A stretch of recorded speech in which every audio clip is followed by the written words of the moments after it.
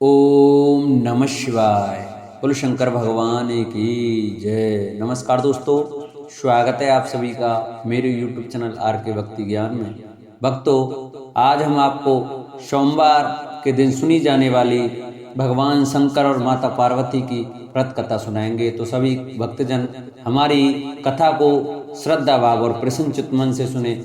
जो भक्त हमारे चैनल पर नए आए हैं, जो हमारे चैनल को नए देख रहे हैं, ने अभी तक हमारी वीडियो को लाइक नहीं किया है, वो वीडियो को लाइक करें, चैनल को सब्सक्राइब करें और कमेंट में ओम नमः शिवाय, ओम उमा महेश्वराय नमः अवश्य लिखें। 16 सोमवार व्रत का नाम आपने सुना ही होगा, जो मुख्यतः कुंवारी लड़कियां अपने विवाह की आशा से भगवान शिव के नाम पर रखती हैं। वहीं सुहागिन स्त्रियां भी इस व्रत को भगवान शंकर की कृपा प्राप्ति के लिए करती हैं। मान्यता के अनुसार ये व्रत पुरुषों के लिए भाग्योदय, सकल मनोरथ पूर्ण करने वाला है। वहीं यह व्रत स्त्रियों को मंचा वर और सौभाग्य प्रदान करता है। इसके अलावा ये व्रत रोग शोक दूर करने के साथ ही जाने अनजाने में किए गए पापों से मुक्ति प्रदान करता है। तो आइए भक्तों, हम अपनी कथा को प्रारंभ करते हैं। प्राचीन समय में एक नगर में एक धनवान साहूकार रहा करता था, जिसके घर में किसी प्रकार की कोई कमी नहीं थी, परंतु उसके कोई पुत्र नहीं था, जिस कारण वह काफी दुखी रहता था। उसे दिन रात यही चिंता सताती रहती थी। ऐसे में वह पुत्र पाने की कामना के लिए हर सोमवार भगवान शिव जी का व्रत और पूजन किया करता था और शाम के समय शिव मंदिर में जाकर के भगवान शिव जी के सामने दीपक जलाता था। उसके उस भक्ति भाव को देखकर देवी मां पार्वती ने शिव जी से कहा कि यह साहूकार आपका बहुत बड़ा भक्त है और सदैव आपका व्रत और पूजन बड़ी श्रद्धा के साथ करता है, इसकी मनोकामना पूर्ण करनी चाहिए। शिव जी ने कहा, हे पार्वती, यह संसार कर्म क्षेत्र है और जैसे किसान खेत में जैसा बीज बोता है वैसा ही फल काटता है, उसी तरह इस संसार में व्यक्ति जैसा कर्म करता है वैसा ही फल भोगता है। पार्वती जी ने अत्यंत आग्रह से कहा, प्रभु, जब यह आपका इतना बड़ा भक्त है और इसको अगर किसी भी प्रकार का दुख है तो उसे अवश्य दूर करना चाहिए, क्योंकि आप सदैव अपने भक्तों पर दयालु होते हैं और उनके दुखों को हमेशा दूर करते हैं।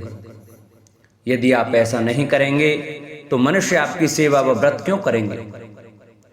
पार्वती जी के ऐसे आग्रह पर शिव जी बोले, हे पार्वती, इसके कोई पुत्र नहीं है, इसी चिंता में यह अत्यंत दुखी रहता है।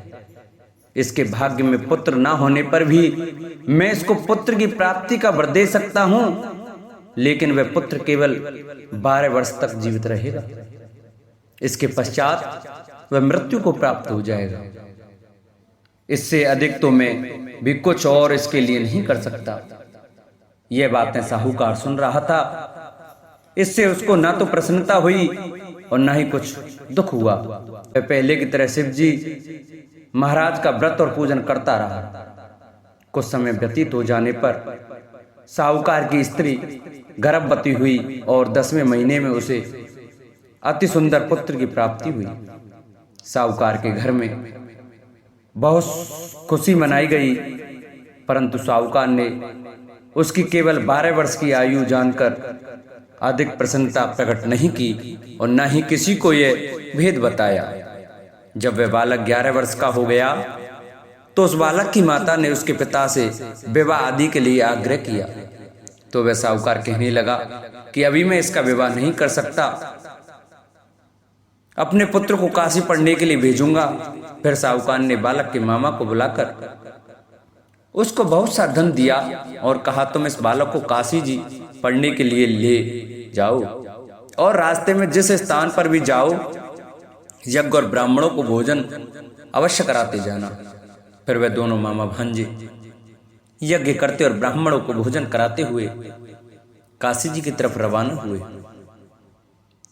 रास्ते में उनको एक शहर से गुजरना पड़ा। उस शहर में राजा की कन्या का विवाह था और दूसरे राजा का लड़का जो विवाह करने बारात लेकर आया था वह एक आंख से काना था। उसके पिता को इस बात की बड़ी चिंता हो रही थी कि कहीं वर को देख कन्या के माता पिता विवाह में किसी प्रकार की अड़चन पैदा न कर दे। इस कारण जब उसने अति सुंदर सेठ के लड़के को देखा तो मन में विचार आया कि क्यों ना दरवाजे के समय इस लड़के से वर का काम चलाया जाए। ऐसा विचार कर वर के पिता ने उस लड़के और उसके मामा से बात की तो वे राजी हो गए। फिर उस लड़के को वर के कपड़े पहनाकर और घोड़ी पर चढ़ाकर दरवाजे पर ले गए और सब कार्य प्रसन्नता से पूर्ण हो गया। फिर वर के पिता ने सोचा कि यदि विवाह कार्य भी इसी लड़के के द्वारा करा लिया जाए तो क्या बुराई है। ऐसा विचार कर उसने लड़के और उसके मामा से कहा, यदि आप फेरों और कन्यादान के काम को भी करा दें तो आपकी बड़ी कृपा होगी और मैं इसके बदले में आपको बहुत सारा धन दूंगा। तो उन्होंने स्वीकार कर लिया और विवाह कार्य भी बहुत अच्छी तरह से संपन्न हो गया।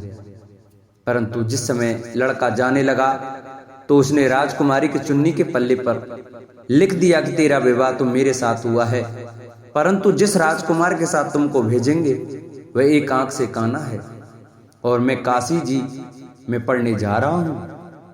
लड़के के जाने के पश्चात उस राजकुमारी ने जब अपनी चुन्नी पर ऐसा लिखा हुआ देखा तो उसने राजकुमार के साथ जाने से मना कर दिया और कहा कि यह मेरा पति नहीं है, मेरा विवाह इसके साथ नहीं हुआ है, वह तो काशी जी पढ़ने गया है।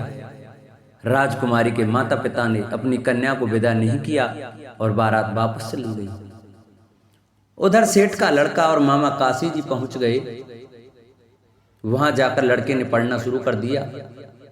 जब लड़के की आयु 12 साल की हो गई उस दिन उन्होंने यज्ञ रचा रखा था कि लड़के ने अपने मामा से कहा, मामा जी आज मेरी तबीयत कुछ ठीक नहीं लग रही है। मामा ने कहा, अंदर जाकर सो जाओ और आराम करो। लड़का अंदर जाकर सो गया और थोड़ी देर के बाद में उसके प्राण निकल गए। जब उसके मामा ने आकर देखा तो वह मुर्दा पड़ा हुआ है तो उसको बड़ा दुख हुआ और उसने सोचा कि अगर मैं अभी रोना पीटना मचा दूंगा तो यज्ञ का कार्य अधूरा रह जाएगा, जो कि सही नहीं होगा। अतः उसने जल्दी से यज्ञ का समाप्त किया और ब्राह्मणों के जाने के बाद रोना पीटना आरंभ कर दिया। संयोगवश उसी समय से पार्वती जी उधर से जा रहे थे। जब उन्होंने जोर जोर से रोने की आवाज सुनाई दी तो पार्वती जी शिव जी से कहने लगी, प्रभु कोई दुखिया रो रहा है, कृपया कर इसके कष्ट को दूर कीजिए। जब से पार्वती ने पास जाकर देखा तो वहां एक लड़का मुर्दा पड़ा हुआ था। पार्वती जी कहने लगी, महाराज यह तो उसी सेठ का लड़का है जो आपके वरदान से पैदा हुआ था। अतः हे प्रभु इस बालक को और आयु दो, नहीं तो इसके माता पिता तड़प तड़प कर मर जाएंगे। पार्वती जी के बार बार आग्रह करने पर शिव जी ने उसको जीवन का वरदान दे दिया और भगवान शिव जी की कृपा से लड़का फिर जीवित हो गया। इसके बाद शिव जी और पार्वती जी कैलाश पर्वत की ओर चले गए। इसके पश्चात वह लड़का और उसका मामा उसी प्रकार यज्ञ करते और ब्राह्मणों को भोजन कराते अपने घर की ओर वापस चल पड़े। रास्ते में उसी शहर में आए जहां उसका विवाह हुआ था। वहां पर आकर उन्होंने यज्ञ आरंभ कर दिया तो उस लड़के के ससुर ने उसको पहचान लिया और अपने महल में ले जाकर उसकी बड़ी खातिरदारी की, साथ ही बहुत से दास दासियों सहित आदर पूर्वक लड़की और जमाई को विदा भी किया। जब वे अपने शहर के निकट आए तो मामा ने कहा कि पहले मैं तुम्हारे घर जाकर खबर कराता हूं। जब उस लड़के का मामा घर पहुंचा तो लड़के के माता पिता घर की छत पर बैठे हुए थे और ये प्रण कर रखा था कि यदि हमारा पुत्र सकुशल लौट आया तो हम राजी खुशी नीचे आ जाएंगे, नहीं तो छत से गिरकर अपने प्राण त्याग देंगे। इतने में उस लड़के के मामा ने आकर यह समाचार दिया कि आपका पुत्र वापस आ गया है। तो उनको विश्वास नहीं आया तब उसके मामा ने शपथ पूर्वक कहा कि आपका पुत्र अपनी स्त्री के साथ बहुत सारा धन साथ लेकर आया है। तो सेठ ने आनंद के साथ उसका स्वागत किया और बड़ी प्रसन्नता से साथ रहने लगे। माना जाता है कि इसी प्रकार से जो कोई भी सोमवार के व्रत को धारण करता है अथवा इस कथा को सुनता है, उसकी समस्त मनोकामनाएं पूरी होती हैं। दूसरी कथा इस प्रकार से है। एक बार भगवान भोलेनाथ और माता पार्वती जी मृत्यु लोक घूमने की इच्छा से मृत्यु लोक में आए। यह माता पार्वती व भगवान शंकर जी मृत्यु लोक में घूमते घूमते विदर्भ देशांगत अमरावती नामक नगरी पहुंचे, जो कि बहुत ही सुंदर थी। यहाँ उन्होंने देखा कि अमरावती नगरी अमरपुरी के दृश्य सभी प्रकार के सुखों से भरपूर थी। उस नगरी में राजा द्वारा बनवाया हुआ बहुत सुंदर भगवान भोलेनाथ जी का मंदिर भी था। उस मंदिर में भगवान भोलेनाथ जी और माता पार्वती निवास करने लगे। एक दिन माता पार्वती जी ने भगवान से कहा, हे प्रभु, आज तो हम और तुम दोनों चौरस पासा खेलेंगे। शंकर जी ने माता पार्वती जी की बात मान ली और चौरस खेलने लगे। उसी समय मंदिर का पुजारी ब्राह्मण मंदिर में पूजा करने के लिए आया हुआ था। माता ने ब्राह्मण को देखकर एक प्रश्न किया कि पुजारी जी बताओ कि इस बाजी में दोनों में से किसकी जीत होगी और किसकी हार होगी। ब्राह्मण ने बिना सोचे समझे कहा कि भगवान भोलेनाथ ही जीतेंगे। कुछ समय बाद बाजी समाप्त हुई और माता पार्वती जी की विजय हो गई। माता पार्वती को ब्राह्मण के झूठे बोलने पर क्रोध आया और कोढ़ी होने का श्राप दे दिया। भगवान शंकर जी के बहुत समझाने के बाद भी माता नहीं मानी और वो दोनों वहां से चले गए। कुछ समय बाद उस ब्राह्मण पुजारी को कोढ़ होने लगे और धीरे धीरे उसके शरीर के पूरे शरीर में कोढ़ हो गया। ऐसे में वह बहुत ही परेशान व दुखी रहने लगा। इस तरह कई दिन बीत गए। फिर एक दिन देवलोक से अप्सराएं शिव जी की पूजा करने उसी मंदिर में आईं। अप्सराओं ने उस पुजारी के कष्ट को देखकर बड़े दया भाव से उसके रोगी होने का कारण पूछा। तब पुजारी जी ने आप बीती सभी बातें निसंकोच होकर उन अप्सराओं को बता दी। यह सुनकर वो अप्सराएं बोली, हे ब्राह्मण, तुम दुखी मत हो। भगवान भोलेनाथ जी आपके सभी कष्टों को दूर कर देंगे, परंतु तुम्हें श्रेष्ठ 16 सोमवार के व्रत पूरे विधि विधान और भक्ति भाव से पूरे 16 व्रत करने होंगे और 17वें सोमवार के दिन पाव सेर पवित्र गेहूं के आटे की बाटी बनाएं। उसके बाद घी और गुड़ मिलाकर चूरमा बनाकर भगवान भोलेनाथ जी को प्रसाद चढ़ाना और बाकी के प्रसाद को मंदिर में उपस्थित भक्तों को बांट देना। ऐसे करने से आपकी सभी मनोकामनाएं पूरी होंगी। ऐसा कहकर अप्सराएं देवलोक चली गईं। ब्राह्मण भी यथाविधि 16 सोमवार व्रत करने लगा। ऐसे में भगवान भोलेनाथ की कृपा से धीरे धीरे ब्राह्मण पुजारी कोढ़ से मुक्त होने लगा। कुछ समय बाद भगवान शंकर जी और माता पार्वती जी फिर से उसी मंदिर में पधारे। तब माता ने उस ब्राह्मण को रोग मुक्त होने का कारण पूछा तो ब्राह्मण ने माता को 16 सोमवार के व्रत के बारे में विस्तार से बताया। ब्राह्मण की बात सुनकर माता पार्वती जी बहुत प्रसन्न हुई और पुजारी से 16 सोमवार के व्रत की विधि पूछी। उसी दिन से माता पार्वती जी भी 16 सोमवार व्रत करने लगी और लगातार 16 व्रत किया। ऐसे में उनकी मनोकामनाएं पूरी हुई। उनके रूठे पुत्र स्वामी कार्तिकेय जी स्वयं ही माता के आज्ञाकारी हो गए। फिर एक दिन कार्तिकेय को अपना विचार परिवर्तन होने का रहस्य जानने की इच्छा हुई और वे अपनी माता के पास आए और बोले कि आपने ऐसा क्या उपाय किया जिससे मेरा मन आपकी ओर आकर्षित हो गया। तब माता पार्वती जी ने उसे 16 सोमवार कथा सुनाई।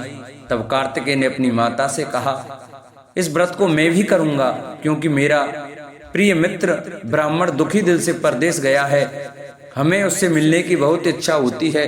फिर कार्तिकेय जी ने भी 16 सोमवार के व्रत पूरे विधि विधान से किए और उनकी भी इच्छा पूर्ण हो गई। उन्हें अपना प्रिय मित्र मिल गया। तब उसके मित्र ने इस आकस्मिक मिलन का भेद कार्तिकेय जी से पूछा तो वे बोले, हे मित्र, हमने तुम्हारे मिलन की इच्छा करके 16 सोमवार के व्रत किए थे। अब तो उस ब्राह्मण मित्र हो अपने विवाह की बड़ी इच्छा हुई और वह भी 16 सोमवार व्रत पूरे विधि विधान से करने लगा। एक दिन वह किसी काम से विदेश गया और वहां के राजा ने अपनी पुत्री का स्वयंवर रखा था। उस राजा ने राजकुमारी की विवाह के लिए यह शर्त रखी थी कि जिस राजकुमार के गले में सब प्रकार रेड़ गारित हथनी माला डाल देगी, मैं उसी के साथ अपनी बेटी का विवाह करूंगा। भगवान शिव जी की कृपा से ब्राह्मण भी उस स्वयंवर को देखने के लिए एक और बैठा हुआ था। उसी समय हथनी वहां पर आई और उस ब्राह्मण के गले में जयमाला डाल दी। इस तरह राजा की प्रतिज्ञा के अनुसार बड़ी धूमधाम के साथ अपनी पुत्री का विवाह उस ब्राह्मण के साथ पूरे विधि विधान से कर दिया और उसे बहुत सारा धन देकर सम्मान पूर्वक संतुष्ट किया और वो दोनों सुख पूर्वक रहने लगे। एक दिन उस राजकुमारी ने अपने पति से पूछा कि हे प्राणनाथ, आपने ऐसा कौन सा पुण्य किया है जो हथनी ने सभी राजकुमारों को छोड़कर आपके गले में जयमाला डाली। तब ब्राह्मण बोला, हे प्राण प्रिय, मैं अपने मित्र कार्तिकेय जी के कथानुसार 16 सोमवार का व्रत किया था, जिसके प्रभाव से मुझे तुम जैसी रूपवान पत्नी मिली। इस व्रत की महिमा सुनकर राजकन्या को बड़ा आश्चर्य हुआ और वह भी पुत्र कामना के लिए 16 सोमवार व्रत करने लगी और भगवान भोलेनाथ से पुत्र कामना की प्राप्ति करने लगी। शिव जी की कृपा से कुछ समय के बाद उसके गर्भ से एक अति सुंदर, सुशील, धर्मात्मा और विद्वान पुत्र हुआ। वे ब्राह्मण और पत्नी दोनों उस पुत्र को पाकर बहुत ही प्रसन्न हुए और उसका लालन पालन भली प्रकार से करने लगे। जब वह लड़का बड़ा हुआ और समझदार हुआ तो एक दिन अपनी माता से प्रश्न किया कि माता, आपने ऐसा कौन सा पुण्य किया जो आपको मेरे जैसा पुत्र प्राप्त हुआ। पुत्र की बात सुनकर उस राजकुमारी ने अपने द्वारा किए गए 16 सोमवार व्रत की कथा और पूरे नियमों के बारे में उसे बताया। उस लड़के ने इस व्रत को सब तरह से मनोरथ पूर्ण करने वाला सुनकर उसके मन में राज्याधिकार की पाने की इच्छा की। उस लड़के ने उसी दिन भगवान शिव जी को प्रसन्न करने के लिए 16 सोमवार के व्रत पूरे नियमों से करने लगा। एक दिन दूसरे देश के राजा के दूत ने आकर उसको उनकी राजकुमारी के लिए चुना और उसे अपने साथ ले आए और राजा ने अपनी राजकुमारी के विवाह उसके साथ कर दिया। धीरे धीरे राजा वृद्ध हो गया और उसके लिए राज का संभालना मुश्किल हो गया। उसने अपने दामाद का राज्य तिलक कर दिया और वहां का राजा घोषित कर दिया। इस तरह ब्राह्मण पुत्र राजा बनकर भी ये व्रत करता रहा। जब 17वां सोमवार का व्रत आया तो उसने अपने रानी से सभी सामग्रियों सहित भगवान भोलेनाथ जी के मंदिर आने को कहा, किंतु रानी मंदिर नहीं आई और उसने अपने दास दासियों को पूजा की सामग्री लेकर मंदिर भेज दिया। राजा ने पूरे विधि विधान से भगवान शिव जी की पूजा करी। जब वह वहां से जाने लगा तो उसने सुना कि आकाशवाणी से एक आवाज आई और उसने कहा, हे राजा, अपनी इस रानी को राजमहल से निकाल दे, नहीं तो ये तेरा सर्वनाश कर देगी। इस वाणी को सुनकर राजा आश्चर्य में पड़ गया और उसने तुरंत मंत्रियों की बैठक बुलाई और आप बीती सुनाई। मंत्री आदि सभी बड़े विस्मय और दुख में डूब गए, क्योंकि जिस कन्या के साथ राज्य मिला है राजा उसी को राज से निकालने का जाल रच रहा है, यह कैसे हो सकेगा। अतः में राजा ने अपनी रानी को राजमहल से निकाल दिया। रानी दुखी हृदय से अपने भाग्य को कोसती हुई अपने राज से बाहर चली गई। बिना चप्पलों के और फटे वस्त्र पहने भूखी प्यासी धीरे धीरे चलकर एक नगर में जा पहुंची। उस नगर में एक बुढ़िया रोज सूत काटकर बेचने जाती थी। रानी की करुण दशा देख बुढ़िया बोली, तू मेरे साथ चल, मेरे सूत बिकवा दे, मैं वृद्ध हूँ, भाव नहीं जानती हूँ। यह सुनकर रानी बुढ़िया के सिर से सूत की गठरी उतारकर अपने सिर पर रख ली। अचानक से आंधी आई और बुढ़िया के सभी सूत हवा में उड़ गए। बेचारी बुढ़िया बहुत पछताई और रानी से कहा कि दूर रहना मेरे से। अब रानी एक तेली के घर गई और काम मांगने लगी कि अचानक से उस तेली के सभी मटके शिवजी के प्रकोप से चटक गए। ऐसी दशा देखकर उस तेली ने रानी को अपने घर से निकाल दिया। इस प्रकार रानी अत्यंत दुख पाती हुई एक नदी के तट पर गई तो देखा कि नदी अचानक सूख गई। उसके बाद रानी एक वन में गई। वहां जाकर उसने एक सरोवर देखा और वह पानी पीने के लिए सरोवर की सीढ़ी उतरी और पानी पीने के लिए जैसे अपने हाथों को आगे बढ़ाया तो देखा कि सरोवर का पानी नीलकमल के सदृश जल असंख्य कीड़ों में गंदा हो गया। रानी ने अपने भाग्य का दोषारोपण करते हुए उस सरोवर का जल पीकर अपनी प्यास बुझाई। आराम करने के लिए एक पेड़ की शीतल छाया में विश्राम करने के लिए लेटी तो देखा कि उस पेड़ की सभी पत्तियां झड़ गईं। ऐसे में रानी जिस पेड़ के नीचे जाती उसी पेड़ की पत्तियां अपने आप झड़ जाती। वन सरोवर और पेड़ों की ऐसी दशा देखकर गाय चराते हुए ग्वालों ने अपने गोसाई स्वामी जी से सभी बातें बता दी। गोसाई जी के आदेशानुसार ग्वाले रानी को पकड़कर गोसाई जी के पास ले आए। रानी की मुख कांति और शरीर शोभा देखकर गोसाई जी जान गए कि यह कोई विधि की गति की मारी कुलीन अबला है। ऐसा सोचकर गोसाई जी ने रानी से कहा कि हे पुत्री, मैं तुमको पुत्री समान रखूंगा, तुम मेरे आश्रम में ही रहो और मैं तुम्हें किसी प्रकार का कष्ट नहीं होने दूंगा। गोसाई जी के ऐसे वचन सुनकर रानी को थोड़ी धीरज मिली और वह आश्रम में ही निवास करने लगी। आश्रम में रानी खाना बनाती तो उसके खाने में कीड़े पड़ जाते और जब वह पानी भर के लाती तो उसके में भी कीड़े पड़ जाते। अब तो गोसाई जी भी बहुत दुखी हो गए और रानी से बोला कि बेटी, तेरे पर कौन से देवता का कोप है जिससे तेरी ऐसी दशा है। गोसाई जी की बात सुनकर रानी ने कहा कि अपने पति के साथ भगवान शिव जी की पूजा करने नहीं जाने की पूरी कथा सुनाई। रानी की बात सुनकर गोसाई जी ने उसे इस कोप से मुक्त होने के लिए 16 सोमवार व्रत की कथा पूरे विधि विधान से करने को कहा। गोसाई जी की बात सुनकर वह प्रत्येक सोमवार का व्रत पूरे नियम से करने लगी। जब रानी के पूरे 16 व्रत हो गए और जब उसने 17वें सोमवार का व्रत किया और रोज की तरह भगवान भोलेनाथ की पूजा कर रही थी तो भगवान शिव जी के प्रभाव से राजा के मन में अपनी रानी का विचार उत्पन्न हुआ और सोचा कि मेरी रानी को गए बहुत समय बीत गया, न जाने कहां कहां भटकती होगी, मुझे उसे ढूंढना चाहिए। राजा ने यह सोचकर अपनी रानी की तलाश में चारों दिशाओं में अपने सैनिक को भेजा। सैनिक अपनी रानी को ढूंढते हुए गोसाई जी के आश्रम में आ पहुंचे। सैनिक अपनी रानी को वहां पाकर पुजारी जी से अपनी रानी को साथ भेजने के लिए कहा, किंतु गोसाई जी ने मना कर दिया और सैनिक चुपचाप लौट गए। राजा को सभी बातें बताई। तब राजा स्वयं रानी को लेने गोसाई जी के आश्रम आए और पुजारी जी से प्रार्थना करते हुए बोले, महाराज, जो देवी आपके आश्रम में रहती है वो मेरी पत्नी है। शिव जी के कोप में से मैंने इसे त्याग दिया था। अब इस पर से भगवान शिव जी का कोप शांत हो गया है, इसलिए मैं इसे लेने के लिए आया हूँ। आपकी आज्ञा हो तो मैं इसे ले जा सकता हूँ।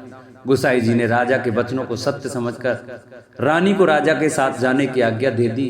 गोसाई जी की आज्ञा पाकर रानी अपने पति के साथ अपने राज्य के लिए चल दी। रानी के आने की खबर पाकर राज्य के निवासी अनेक प्रकार के बाजे बजाने लगे। नगर के दरवाजे पर तोरण बंदरवारों से विधि से नगर को सजाया। नगर में घर घर में मंगल गान होने लगे। पंडितों ने विविध वेद मंत्रों का उच्चारण करके अपनी रानी का स्वागत किया। इस प्रकार रानी ने अपनी राजधानी में पुनः प्रवेश किया। राजा ने अपनी रानी के आने की खुशी में ब्राह्मणों को अनेक प्रकार के दानादि देकर संतुष्ट किया। याचकों को धन धान्य दिया और पूरी नगरी में जगह जगह सदा व्रत खुलवाए, जहां भूखों और गरीबों को खाने को मिला। इस प्रकार राजा रानी भगवान भोलेनाथ जी की कृपा से सभी प्रकार के सुख भोगते हुए और 16 सोमवार व्रत की कथा करते रहे। अंत में अनेक प्रकार के सुख भोगते हुए शिवपुरी को पधारे। इसी कारण कहते हैं कि जो मनुष्य भगवान भोलेनाथ जी की भक्ति मन वचन कर्म द्वारा 16 सोमवार के व्रत पूरे विधि विधान से करेगा, वह इस मृत्यु लोक से समस्त सुख को भोग कर अंत में भगवान के चरणों में शिवपुरी को प्राप्त होगा और इस व्रत के करने से सबके मनोरथ पूर्ण होंगे। बोलो शंकर भगवान की जय। जिन भक्तों को हमारी यह सोमवार की व्रत कथा अच्छी लगी हो वो हमारी वीडियो को ज़्यादा से ज़्यादा शेयर करें। जिन्होंने अभी तक चैनल को सब्सक्राइब नहीं किया है वो हमारे चैनल को सब्सक्राइब करें और बगल में घंटी का बटन अवश्य दबाएं, जिससे कि हम जो नई वीडियो अपलोड करें उसका नोटिफिकेशन आपके पास अवश्य पहुंचे। हमारी वीडियो को लाइक करें और कमेंट में ओम नमः शिवाय, ओम उमा महेश्वराय नमः अवश्य लिखें। बोलो शंकर भगवान की जय, बोलो शंभूनाथ की जय।